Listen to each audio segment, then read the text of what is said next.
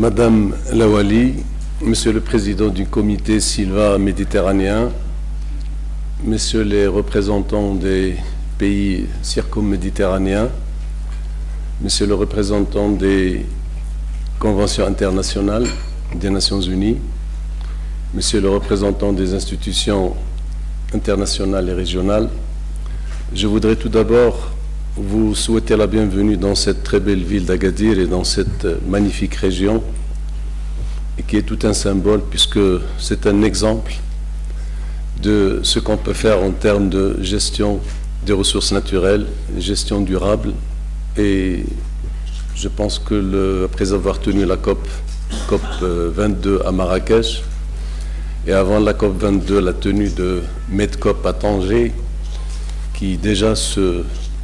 concentrait sur les problématiques de la Méditerranée en termes de changement climatique. Il y aura aussi le Climate Change en septembre prochain, donc à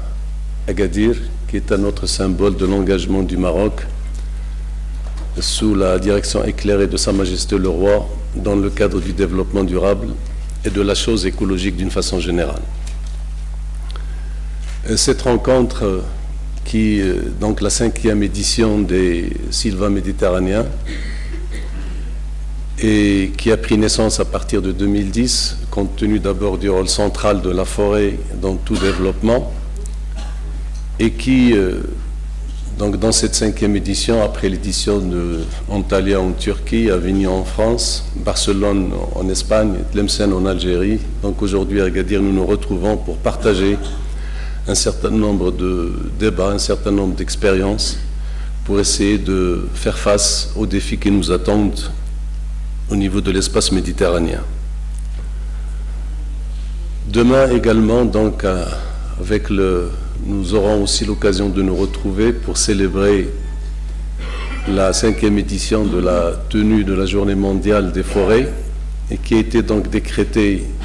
en 2013 par l'Assemblée générale des Nations Unies, et qui vient justement repositionner la forêt dans l'agenda international,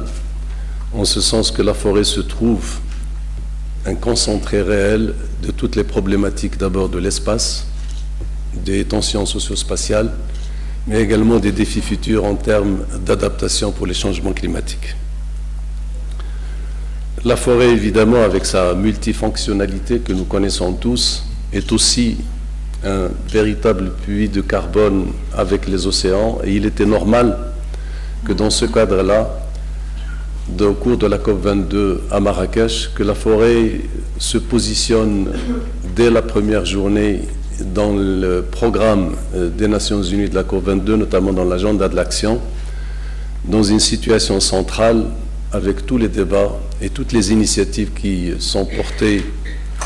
par le Maroc, notamment le triple A, comme vous le savez, l'adaptation de l'agriculture pour l'Afrique, mais aussi le triple S, et qui est porté par les pays africains et qui traite à la fois de la sécurité, de la stabilité et de la soutenabilité. Donc nous sommes au cœur de débat de cette complexité qui concerne l'espace forestier et l'espace rural d'une façon générale, et pour lequel les réponses que nous devons apporter ne sont pas strictement scientifiques ou techniques, mais il y a donc cette gestion de la complexité qui se pose avec acuité. Donc il nous appartient de repositionner la forêt dans l'extrême complexité de toutes les solidarités spatiales, de toutes les solidarités générationnelles, et qui consiste donc à réconcilier d'abord le citoyen par rapport à son environnement écologique, par rapport à ses forêts, mais aussi d'aller vers cette gestion de l'espace dans un cadre de responsabilité partagée, dans un cadre de partenariat, dans un cadre de débat participatif, et qui permet de partager justement les diagnostics, les contraintes, les difficultés, mais aussi de fixer un cap en commun, un cap qui fixe un objectif et qui justement cadre très bien avec le thème qui a été retenu aujourd'hui, celui de la restauration des forêts, la restauration des paysages forestiers d'une façon générale. Il me semble que dans nos débats, nous avons deux défis majeurs. Le premier défi, et qui s'est profilé donc avec insistance dans toutes les réunions, les débats qui se sont tenus à Marrakech, c'est celui de l'approche territoriale. Parce que je pense que l'approche thématique, c'est-à-dire tout ce qui concerne l'eau, l'énergie, les forêts, ou l'approche sectorielle, agriculture, industrie, tourisme, etc., ne sont que les portes d'entrée qui doivent verser dans cette approche territoriale et pour lequel il convient pour chaque écosystème de définir quels sont les potentiels, quelles sont les fragilités. Et c'est à partir de là qu'il faut décliner les plans de développement territoriaux et qui doivent justement aller vers une exploitation des ressources naturelles qui doit se situer nécessairement et obligatoirement à un niveau qui permet le renouvellement des ressources. Parce que sinon, nous sommes dans un phénomène de décapitalisation des ressources naturelles, donc vers un phénomène de dégradation et qui donne une régression de l'espace et par conséquent conduit vers la désertification. Le deuxième défi, c'est ce défi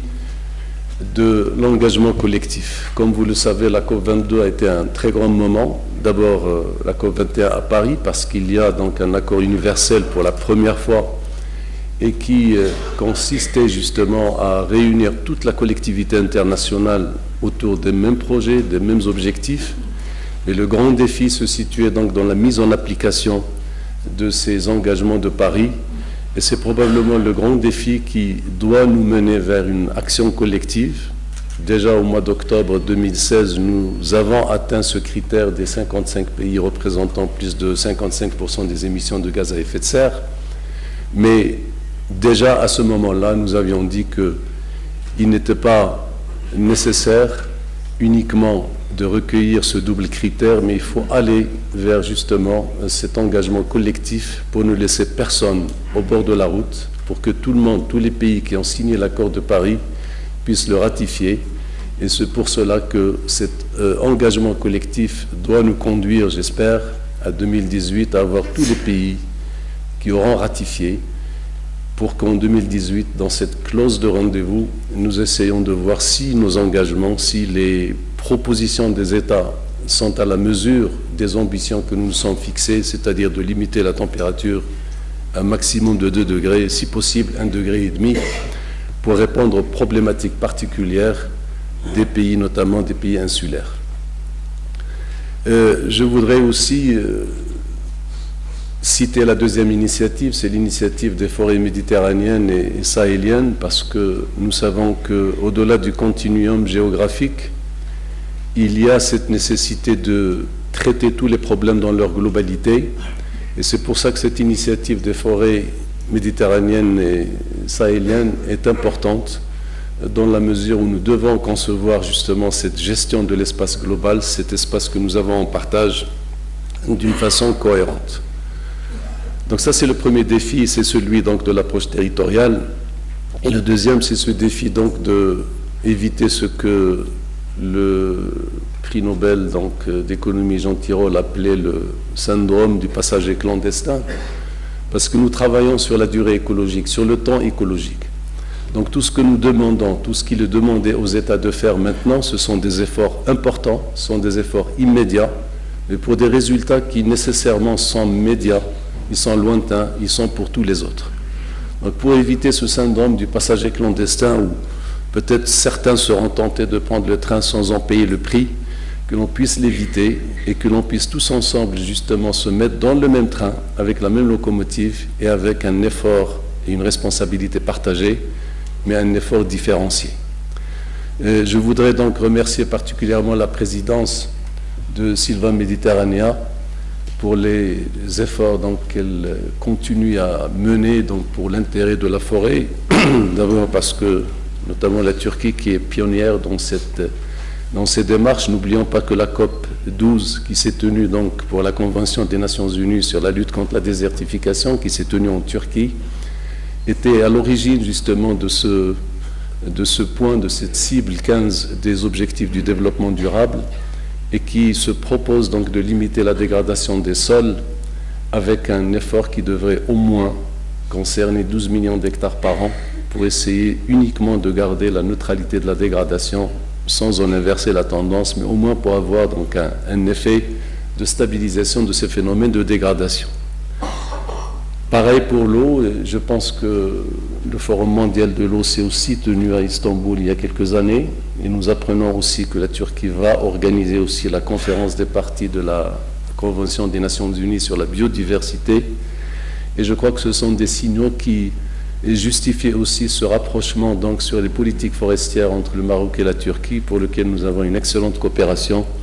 et que nous entendons continuer pour partager les expériences sur tous les défis majeurs, les incendies, le traitement des bassins versants, etc. Donc je nous souhaite à nous tous donc un excellent débat, et nous espérons qu'à travers l'engagement d'Agadir, nous aurons fait un pas supplémentaire dans la restauration des forêts et des paysages forestiers. Je vous remercie.